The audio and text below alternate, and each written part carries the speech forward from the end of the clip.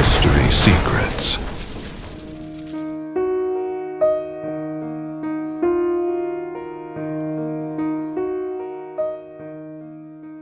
Dans les anciens textes préservés dans la tradition biblique, il existe un passage bref et énigmatique qui a traversé des siècles d'interprétation.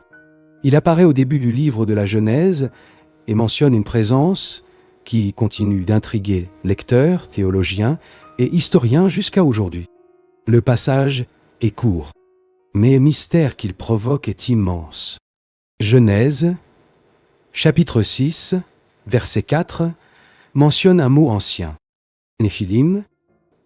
Qui étaient ces êtres?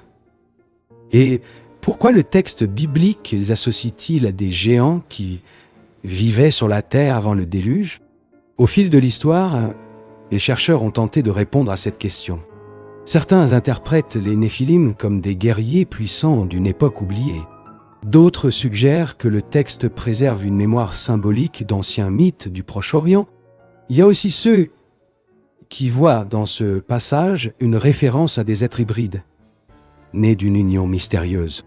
Mais pour comprendre cette énigme, nous devons revenir au texte lui-même qui a donné naissance à toutes ces questions. Pour comprendre l'apparition des Néphilim, il est nécessaire d'observer attentivement le contexte narratif présenté dans le livre de la Genèse lui-même.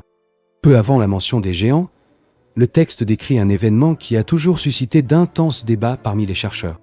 Genèse, chapitre 6, versets 1 et 2, raconte que les fils de Dieu virent que les filles des hommes étaient belles. Et alors, ils prirent pour eux des femmes, parmi toutes celles qu'ils choisirent.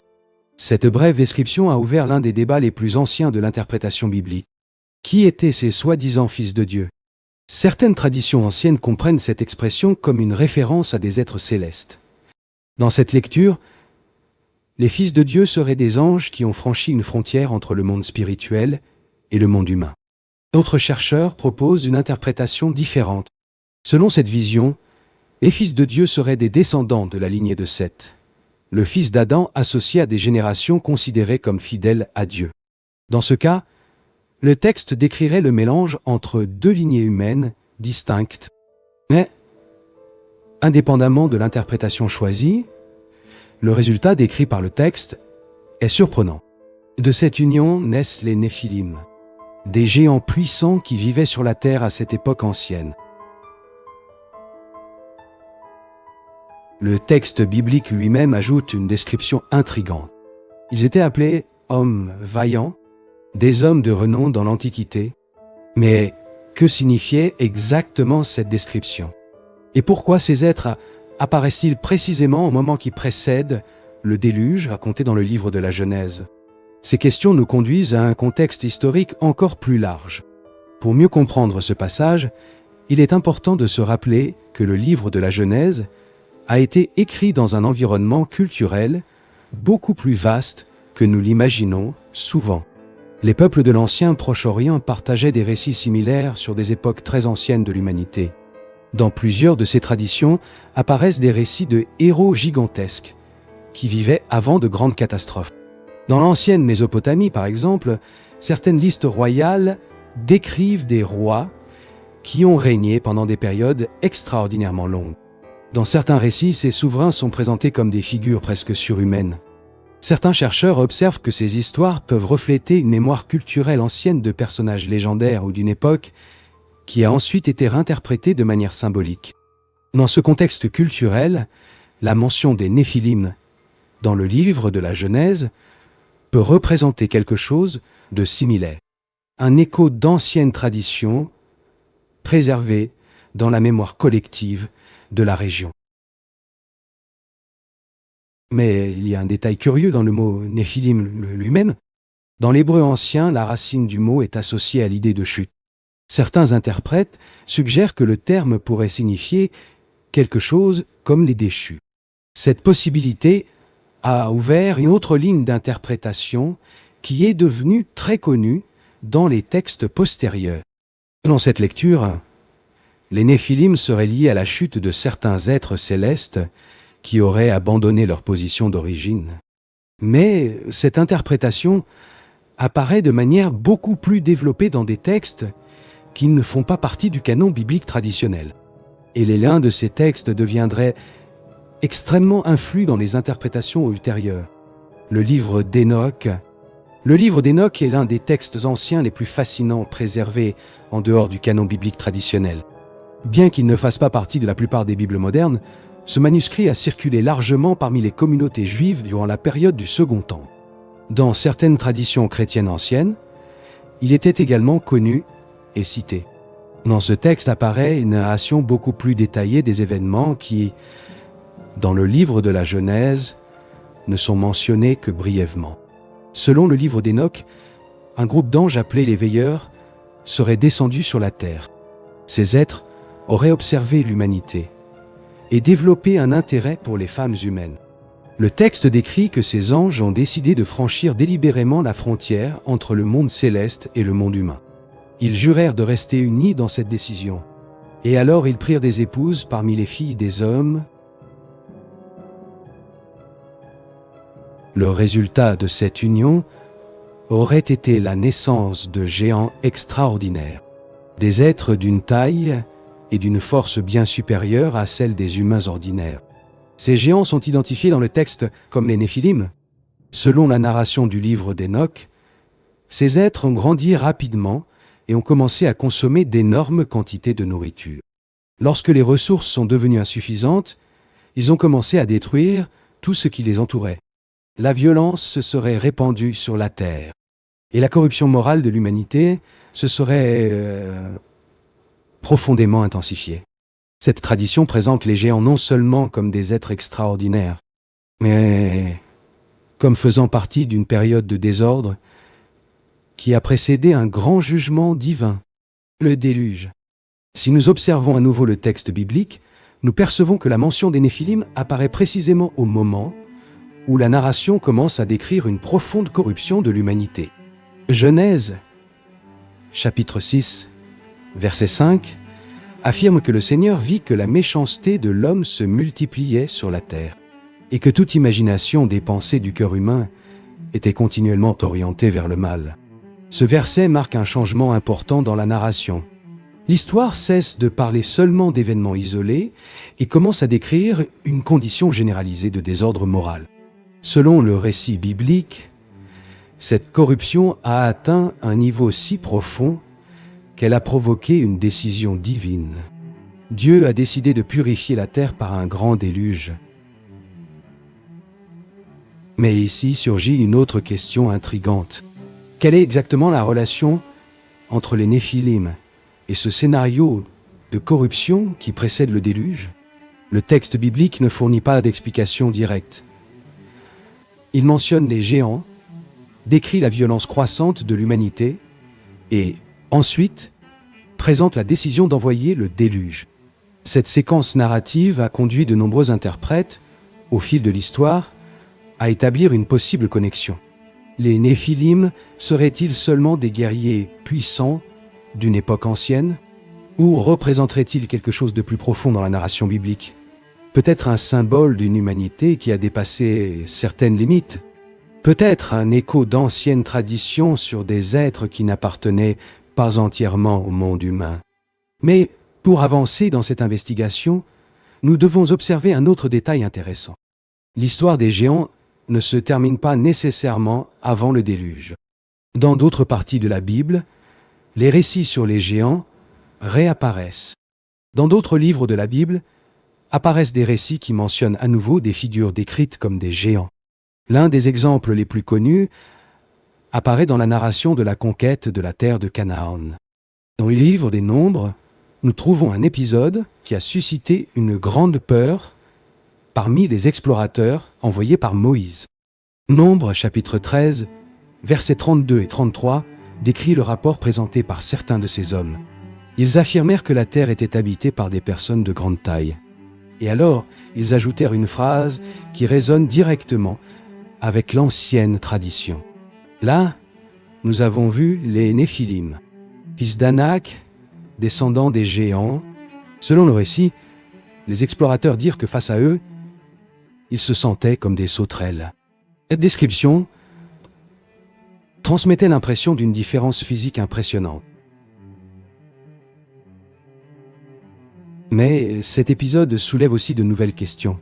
Si les Néphilim ont existé avant le déluge, comment pourraient-ils apparaître à nouveau des siècles plus tard? Certains interprètes suggèrent que les explorateurs ont pu utiliser le mot Néphilim comme une forme de comparaison. Peut-être décrivaient-ils des personnes très grandes et puissantes en les associant aux anciennes légendes sur les géants. D'autres chercheurs considèrent la possibilité que le terme ait été préservé comme une mémoire culturelle. Un mot ancien utilisé pour désigner des peuples considérés comme extraordinairement forts ou imposants. Indépendamment de l'explication choisie, la présence de ce terme dans différentes parties de la narration biblique montre quelque chose de curieux. L'idée de géant a traversé plusieurs générations de traditions textuelles et a continué à susciter fascination et crainte au fil des siècles. En observant attentivement l'histoire biblique, nous percevons que d'autres traditions sur les géants réapparaissent à différents moments. L'un des exemples les plus connus est lié à un personnage qui est devenu un symbole de force extraordinaire. Goliath, le récit apparaît dans le premier livre de Samuel. 1 Samuel, chapitre 17, décrit un guerrier philistin d'une stature impressionnante qui défie l'armée d'Israël. Selon la narration, Goliath mesurait environ 6 coudées et un empan de hauteur. Selon la conversion utilisée, cela correspondrait à quelque chose proche de 3 mètres.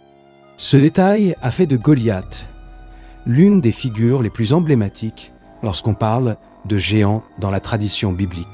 Mais Goliath n'était pas le seul. D'autres passages mentionnent des guerriers de grande taille appartenant au peuple connu sous le nom de Réphaïm. Selon certaines traditions anciennes, ces Réphaïm étaient associés à d'anciens peuples géants qui habitaient certaines régions de la terre de Canaan. Par exemple, le livre du Deutéronome mentionne un roi appelé Og, souverain de la région de Bashan. Deutéronome, chapitre 3, verset 11, affirme que son lit de fer était extraordinairement grand. Le texte indique qu'il mesurait 9 coudées de longueur. Cette description semble suggérer que Og était également considéré comme un géant parmi les peuples de la région. Ces références dispersées à travers la narration biblique indiquent que la tradition des géants n'était pas limitée à un seul passage. Elle traverse différentes histoires et différentes époques. Mais cela nous ramène à une question essentielle. Ces récits seraient-ils des mémoires littérales de peuples géants ayant vécu dans l'Antiquité? Ou seraient-ils liés à des traditions symboliques qui ont grandi au fil du temps au sein de la culture de la région? À mesure que les chercheurs ont analysé ces récits au fil des siècles, différentes interprétations ont émergé quant au véritable sens de ces narrations.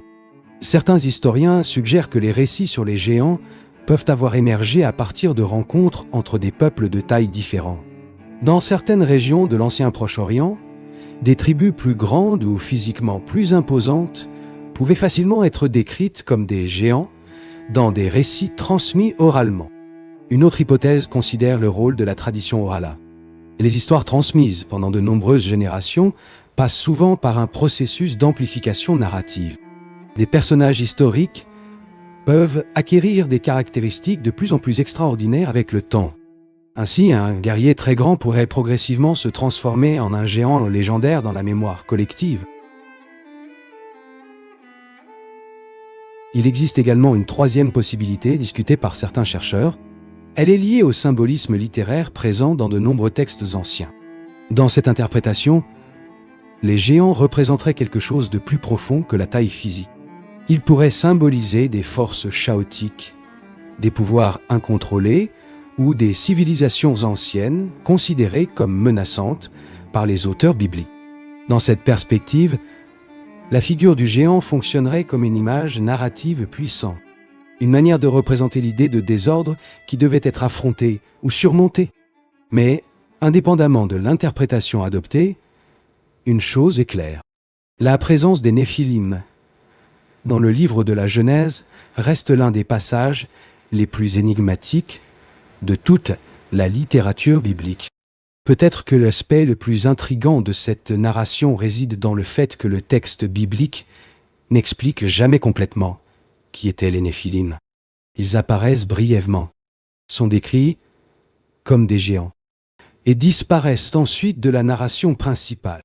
Ce silence du texte a alimenté des siècles de spéculation. Certains interprètes anciens ont compris les Néphilim comme des êtres extraordinaires représentant une rupture entre deux mondes. D'autres ont vu dans ce passage un avertissement symbolique sur les dangers de dépasser des limites établies par l'ordre divin. Dans la tradition juive ancienne, certains commentaires rabbiniques ont également discuté ce passage avec attention. Certains suggéraient que l'expression « fils de Dieu » pouvait se référer à des hommes puissants ou à d'anciens dirigeants qui ont abusé de leur autorité. Dans ce cas, les géants seraient les descendants d'une élite violente qui dominait la société de cette époque. Cette interprétation change complètement le sens de la narration.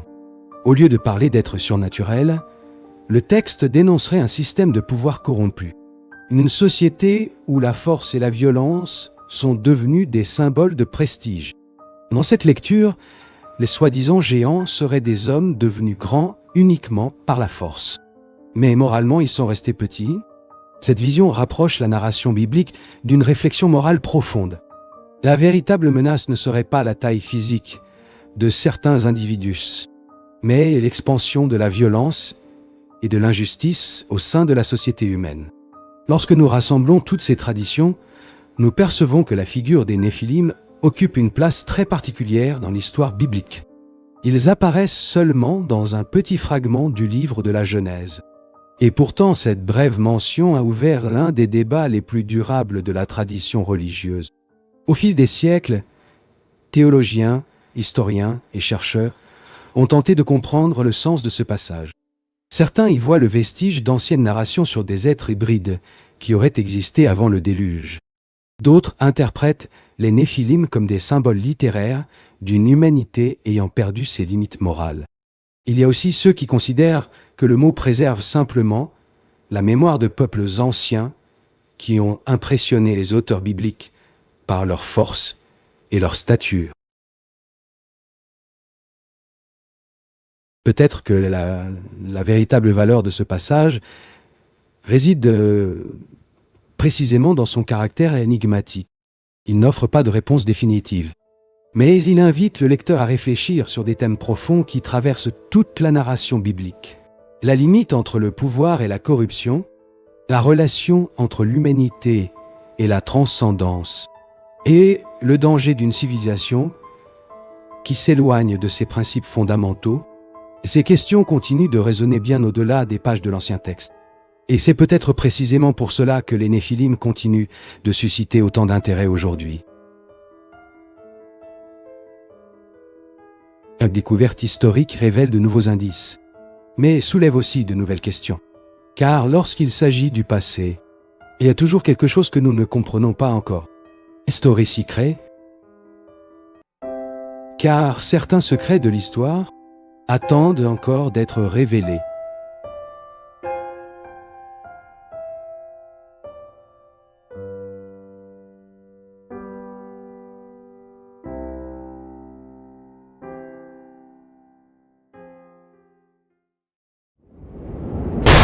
History Secrets.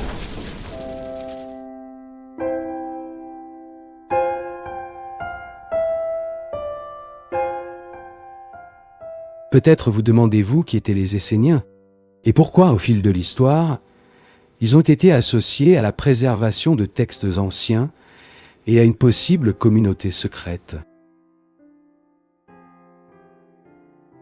Pendant des siècles, presque rien n'était connu sur ce groupe. Ils n'apparaissent pas directement dans les évangiles. Ils n'ont pas laissé de traces explicites largement diffusées. Et ils sont restés enveloppés dans un silence historique. Mais cela a commencé à changer de manière décisive au XXe siècle, avec une découverte qui a complètement transformé la compréhension du judaïsme ancien et du contexte même dans lequel le christianisme est apparu. Pour comprendre cela, nous devons revenir à la région du désert de Judée. Près de la mer Morte, un environnement aride, isolé et apparemment inhospitalier. C'est dans ce cadre qu'en 1947 furent découverts les manuscrits de la mer Morte, une collection de textes anciens conservés pendant près de 2000 ans. Cette découverte a soulevé une question immédiate. Qui a produit et conservé ces manuscrits? La réponse la plus acceptée pointe vers les Esséniens, un groupe juif qui aurait vécu en communauté séparée de la société dominante, suivant des règles strictes de conduite, de pureté et de discipline spirituelle. Mais il existe un détail peu connu. Bien avant cette découverte, des historiens anciens avaient déjà mentionné ce groupe. Flavius Joseph, par exemple, décrit les Esséniens comme une communauté dédiée à la vie collective, à la simplicité et à l'observance rigoureuse de la loi. Pline l'Ancien fait également référence à un groupe vivant isolé près de la mer Morte. Ces descriptions indiquent que les Esséniens n'étaient pas seulement un groupe marginal. Ils faisaient partie d'une diversité plus large au sein du judaïsme du Second Temple, aux côtés des pharisiens et des sadducéens. Mais ce qui distingue réellement les Esséniens, c'est la manière dont ils organisaient leur vie. Ils vivaient en communauté structurée, partageaient leurs biens, suivaient des règles strictes et maintenaient une discipline spirituelle constante. Pour comprendre cela, nous devons observer un élément central de leur identité, l'idée de séparation. Les Esséniens croyaient que la société qui les entourait était corrompue et qu'il était nécessaire de vivre autrement en préservant la pureté spirituelle et la fidélité à la loi. Il y a un point encore plus intrigant, leur relation au texte. Les manuscrits de la mer Morte ne sont pas seulement des copies de la Bible hébraïque. Ils incluent des commentaires, des règles communautaires et des textes apocalyptiques.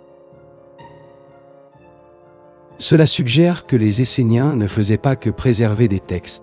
Ils les interprétaient, les organisaient et transmettaient une vision spécifique du monde.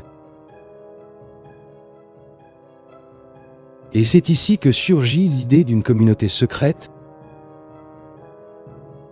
pas nécessairement secrète au sens caché, mais réservée, éparée, avec un accès contrôlé au savoir. Certains textes indiquent que l'entrée dans la communauté exigeait une préparation, des périodes d'épreuve et un engagement envers des règles strictes. Cela soulève une question importante. Le savoir conservé était-il accessible à tous ou seulement aux initiés? Peut-être commencez-vous à percevoir que les Esséniens n'étaient pas seulement des gardiens de texte. Ils étaient aussi des gardiens de l'interprétation. Et cela change complètement la manière dont nous comprenons leur rôle. Car préserver un texte ne consiste pas seulement à le copier. C'est aussi décider comment il sera compris.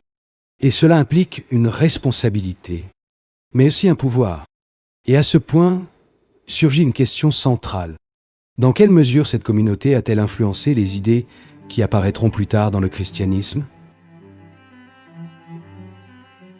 Mais il existe un point encore plus sensible lorsque nous approfondissons cette enquête.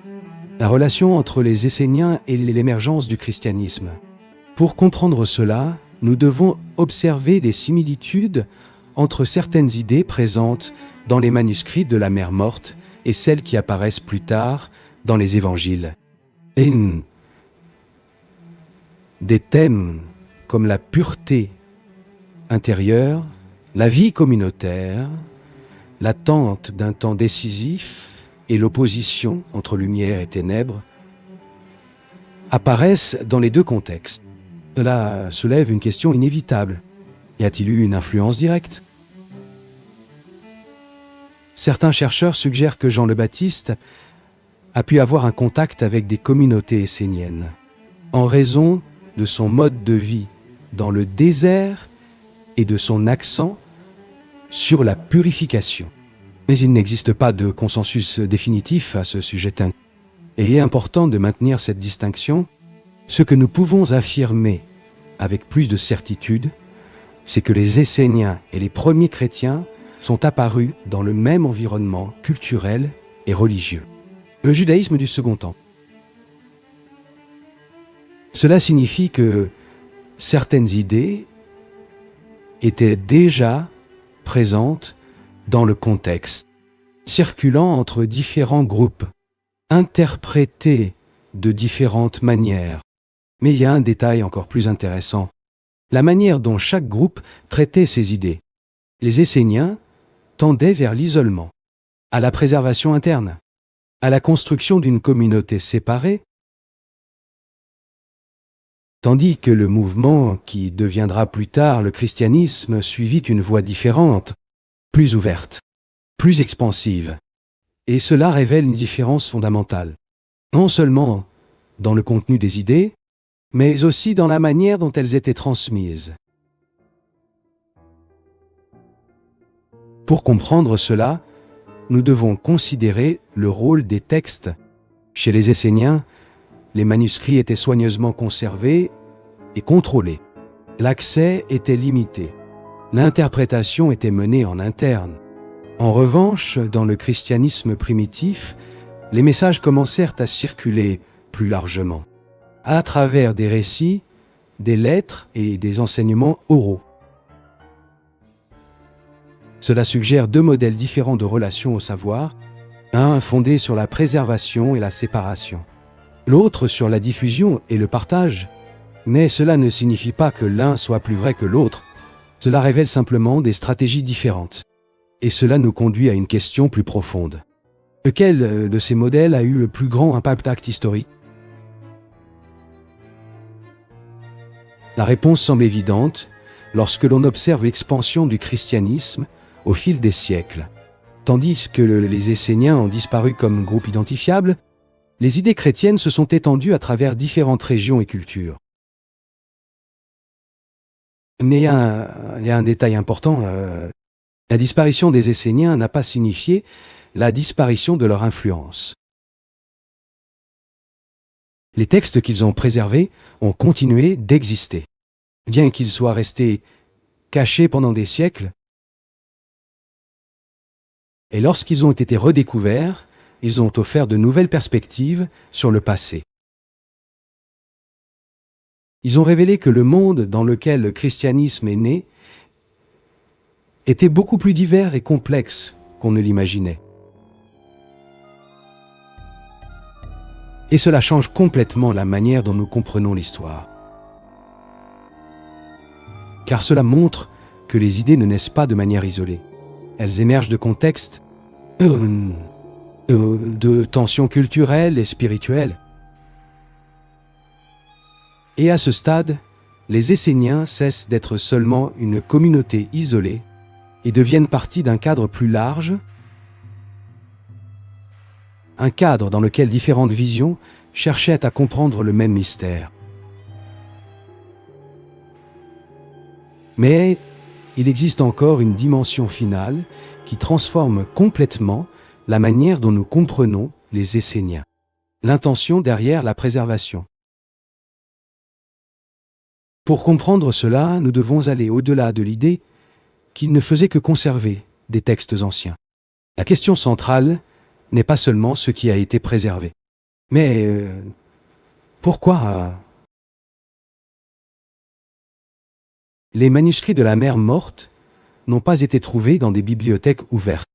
Ils ont été cachés dans des grottes, soigneusement conservés, protégés du temps et, possiblement, des conflits. Cela suggère une action délibérée, une décision consciente de préserver quelque chose considéré comme essentiel. Mais qu'est-ce qui était si important au point d'être caché ? Certains textes indiquent que la communauté attendait des périodes de crise, et persécutions, et changements historiques profonds. Dans ce contexte, cacher les manuscrits n'était pas seulement une protection physique, une manière d'assurer une continuité, comme si ces écrits étaient destinés à un temps futur, un temps où ils pourraient être compris à nouveau. Et cela soulève une question intrigante. Les Esséniens se contentaient-ils de préserver le passé ou anticipaient-ils l'avenir? Peut-être commencez-vous à percevoir que l'idée de yoga, communauté secrète EIE, doit être comprise avec plus de précision. Il n'était pas secret au sens de cacher la vérité par pouvoir, mais réservé par conviction. Il croyait que le savoir exigeait une préparation, une discipline, une transformation intérieure, et cela change complètement l'interprétation de ce que signifie conserver des textes. Ce n'est pas seulement stocker de l'information, c'est protéger une compréhension. Mais il existe un point encore plus profond, l'acte même d'écrire. En copiant, interprétant et organisant ces manuscrits, les Esséniens façonnaient une vision du monde, et définissant comment la réalité devait être comprise. Et cela implique quelque chose d'important. Tout processus de préservation implique aussi une sélection. Et toute sélection implique un choix. Et tout choix implique une vision. À ce stade, les Esséniens cessent d'être seulement des gardiens du passé et deviennent des participants actifs dans la construction de la tradition. Mais il reste encore une dernière question. Pourquoi ces textes sont-ils restés cachés si longtemps? Peut-être parce que le moment de leur redécouverte fait lui aussi partie de l'histoire. Lorsque les manuscrits de la mère morte ont été révélés, ils n'ont pas seulement dévoilé un groupe ancien, ils ont élargi la compréhension de toute une période historique. Ils ont montré que le monde religieux de cette époque était diversifié, dynamique et profondément interprétatif. Et cela nous conduit à la réflexion finale. Les Esséniens n'étaient pas seulement une communauté isolée dans le désert. Ils faisaient partie d'un mouvement plus vaste de recherche de sens, d'ordre et de vérité. Et en préservant leurs textes, ils ont également préservé une fenêtre pour comprendre la complexité de l'expérience spirituelle humaine. De nombreuses civilisations ont prospéré avant la nôtre. Certaines ont dominé de vastes territoires. D'autres ont disparu presque sans laisser de traces. Ce qu'il reste, ce sont des indices dispersés dans le temps. Mots silencieux, manuscrits fragmentés, histoires transmises à travers les générations. Chaque découverte nous rapproche un peu plus de la vérité, mais l'histoire garde encore de nombreux secrets. Vous regardez Historé Secret, car certains secrets de l'histoire attendent encore d'être révélés.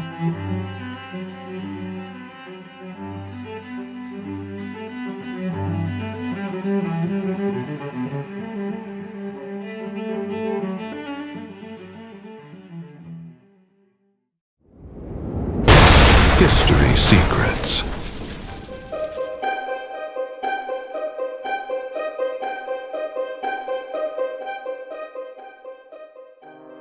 Dans les évangiles du Nouveau Testament, l'enfance de Jésus n'apparaît que dans quelques épisodes brefs.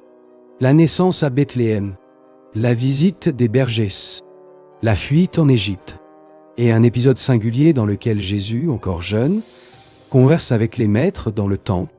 Luc, chapitre 2, versets 41 à 52, décrit ce moment à Jérusalem.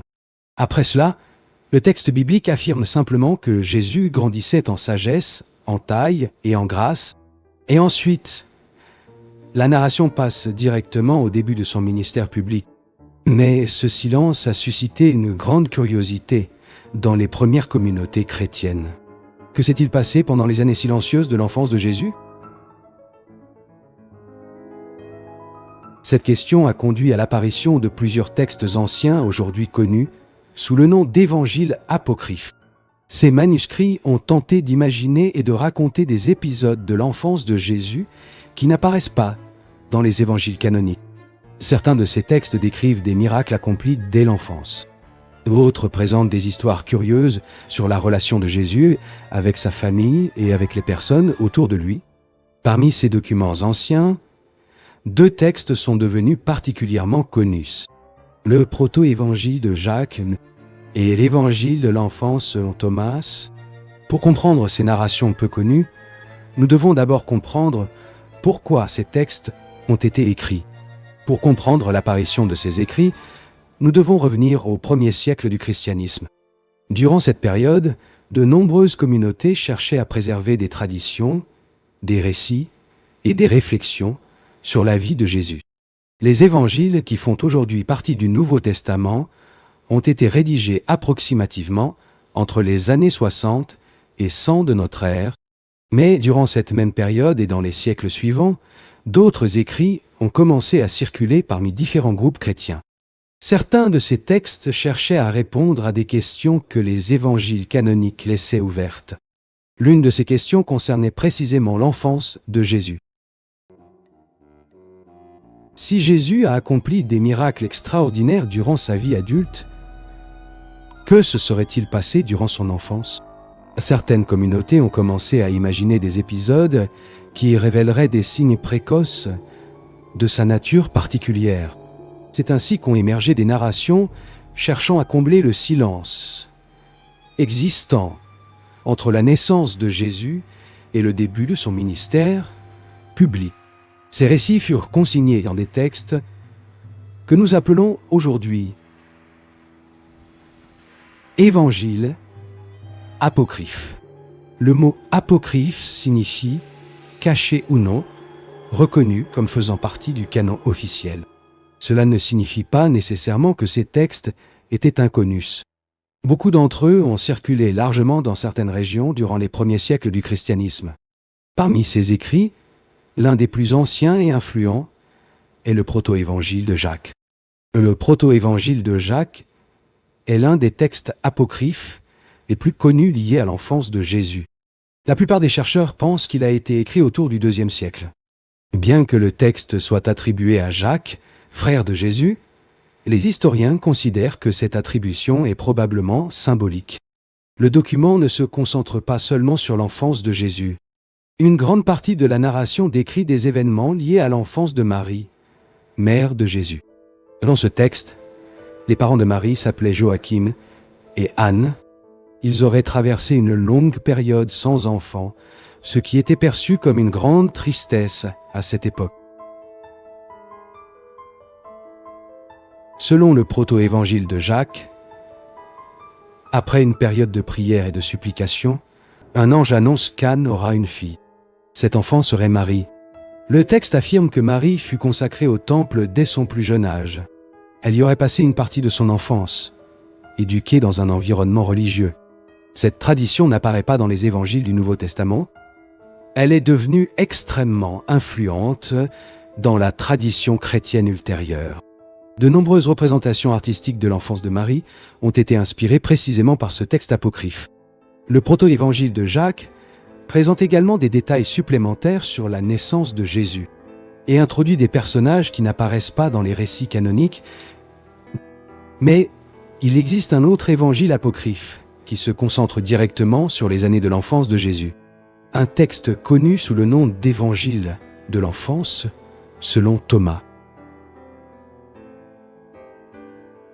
L'évangile de l'enfance selon Thomas est l'un des textes apocryphes les plus curieux liés aux premières années de la vie de Jésus. La plupart des chercheurs pensent que ce document a été écrit entre le IIe et le IIIe siècle. Contrairement au proto-évangile de Jacques, ce texte se concentre directement sur l'enfance de Jésus. Il décrit des épisodes qui se seraient produits alors que Jésus était encore un enfant vivant à Nazareth. Certaines de ces histoires présentent un portrait surprenant. Jésus apparaît accomplissant des miracles dès son plus jeune âge. Dans l'un des épisodes les plus connus, le texte décrit Jésus jouant au bord d'un petit ruisseau. Il façonne des petits oiseaux en argile. Lorsque quelqu'un le réprimande pour avoir fait cela un jour de sabbat, Jésus applaudit. Et les oiseaux d'argile prennent viande. Ils s'envolent devant tous. Cette scène est devenue l'une des images les plus connues associées à l'évangile de l'enfance selon Thomas. Mais toutes les histoires de ce texte ne présentent pas une atmosphère paisible. Certains épisodes décrivent des moments où le jeune Jésus manifeste un pouvoir difficile à comprendre. Dans certaines narrations, ces paroles produisent des conséquences immédiates et inattendues. Ces récits montrent une figure enfantine qui apprend encore à gérer un pouvoir extraordinaire. Certains épisodes de l'évangile de l'enfance selon Thomas sont particulièrement surprenants pour les lecteurs modernes. Le texte décrit des moments où le jeune Jésus réagit de manière intense à des situations quotidiennes. Dans l'une des histoires, un enfant trébuche contre lui pendant un jeu. Selon la narration, Jésus prononce des paroles qui font que l'enfant tombe sans vie. La réaction de la communauté est immédiate. Les parents de l'enfant et les habitants du village sont effrayés par ce qui s'est produit. Dans un autre épisode, un maître tente d'enseigner l'alphabet à Jésus.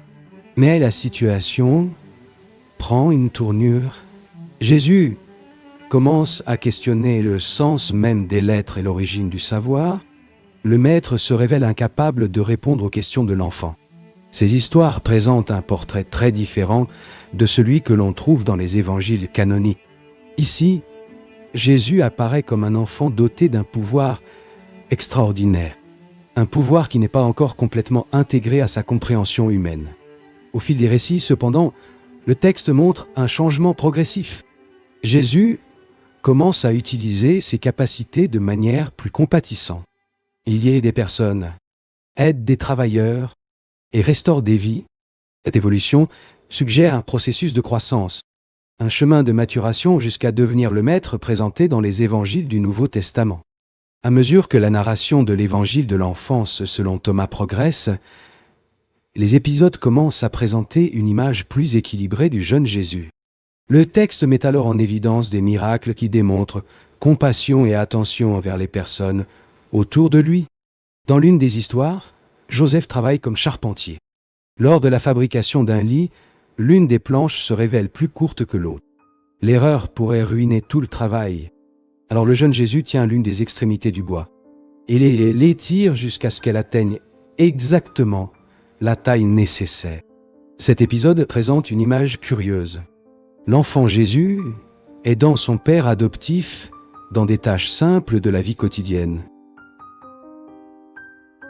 Dans un autre récit, Jésus guérit un jeune homme qui était tombé d'un toit.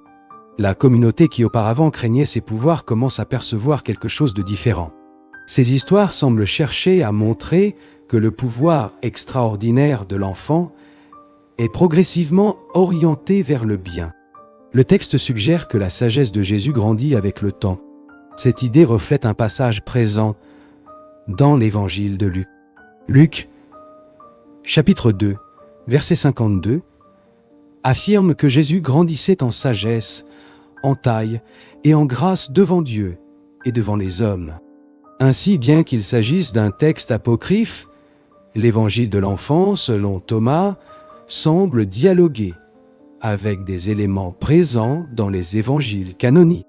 Lorsque les chercheurs analysent les évangiles apocryphes de l'enfance, ils cherchent à comprendre pourquoi ces textes sont apparus dans les premières communautés chrétiennes. L'une des raisons les plus évidentes est la curiosité naturelle concernant les années silencieuses de la vie de Jésus. Les évangiles canoniques n'offrent que quelques épisodes de l'enfance. Après cela, la narration passe directement au début du ministère public. Pour de nombreux lecteurs de l'Antiquité, cette longue période de silence suscitait des questions inévitables. Comment aurait été l'enfance de quelqu'un considéré comme le Messie? Comment se serait-il comporté en tant qu'enfant? Les évangiles apocryphes tentent de répondre à ces questions de manière narrative. Ils utilisent des récits qui reflètent à la fois l'imagination religieuse et les attentes spirituelles des communautés qui les ont produits. Certains de ces récits présentent Jésus accomplissant des miracles dès son plus jeune âge. D'autres mettent en avant le rôle de Marie et de Joseph dans sa formation. Ces histoires n'ont pas été incluses dans le Nouveau Testament, mais elles révèlent quelque chose d'important. Au cours des premiers siècles du christianisme, il existait un grand intérêt pour comprendre tous les aspects de la vie de Jésus, même ceux qui n'avaient pas été enregistrés dans les évangiles connus. Lorsque les responsables des premières communautés chrétiennes ont commencé à définir quels textes seraient reconnus comme faisant partie du Nouveau Testament, de nombreux écrits ont été soigneusement évalués. Certains évangiles ont été considérés comme compatibles avec la tradition transmise par les apôtres. D'autres ont été vus comme des récits tardifs ou comme des narrations reflétant des traditions locales. Parmi ces textes figuraient les évangiles de l'enfance, des documents comme le proto-évangile de Jacques et l'évangile de l'enfance, selon Thomas, n'ont pas été inclus dans le canon officiel. Cela s'explique principalement par le fait que ces écrits ont été produits des décennies, voire des siècles, après les événements qu'ils décrivent. De plus, beaucoup de leurs récits étaient perçus comme des développements narratifs, ne possédant pas la même autorité historique que celle attribuée aux évangiles canoniques. Malgré cela, ces textes ont continué à circuler dans plusieurs régions. Ils ont influencé des traditions populaires, l'art religieux et des récits transmis tout au long du Moyen Âge. Certaines histoires sur l'enfance de Marie et de Jésus, que l'on retrouve dans des peintures et des traditions chrétiennes, ont été directement inspirées par ces évangiles apocryphes. Ainsi, même s'ils ne sont pas reconnus comme faisant partie officielle de la Bible, ces manuscrits ont joué un rôle important dans la formation de l'imaginaire religieux de nombreuses communautés. Ils préservent une fenêtre sur la diversité des narrations qui existaient durant les premiers siècles du christianisme. Lorsque nous observons l'ensemble de ces textes, nous percevons que les évangiles apocryphes de l'enfance révèlent quelque chose de très intéressant sur l'histoire du christianisme primitif.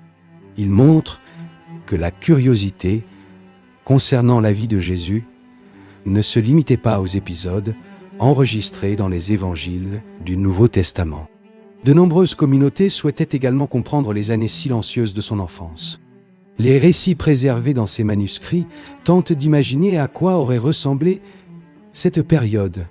Certaines histoires décrivent des miracles extraordinaires accomplis par un enfant. D'autres présentent des moments simples de la vie quotidienne familiale à Nazareth. Ces narrations ne peuvent pas être traitées de la même manière que les textes canoniques du Nouveau Testament. Mais elles possèdent une valeur historique importante. Elles révèlent comment différentes communautés réfléchissaient à l'identité de Jésus et au sens de sa présence dans le monde. Elles montrent aussi comment la tradition chrétienne s'est construite au fil du temps à travers des débats, des interprétations et différentes formes de narration. Peut-être que l'aspect le plus fascinant de ces évangiles apocryphes réside précisément dans le mystère qui demeure. Entre la naissance à Bethléem et le début de sa vie publique, il existe une période dont nous savons très peu de choses. Et c'est précisément ce silence qui a inspiré certaines des histoires les plus curieuses conservées dans la littérature chrétienne ancienne. Ce n'était qu'une des nombreuses énigmes qui ont traversé les siècles.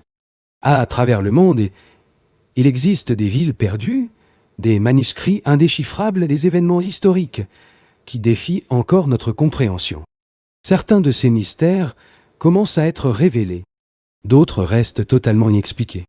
Et dans le prochain documentaire, nous explorerons l'une de ces énigmes qui continuent d'intriguer les historiens aujourd'hui. Car, lorsqu'il s'agit de l'histoire de l'humanité, il existe toujours un nouveau secret à découvrir. History Secret. Car certains secrets de l'histoire attendent encore d'être révélés.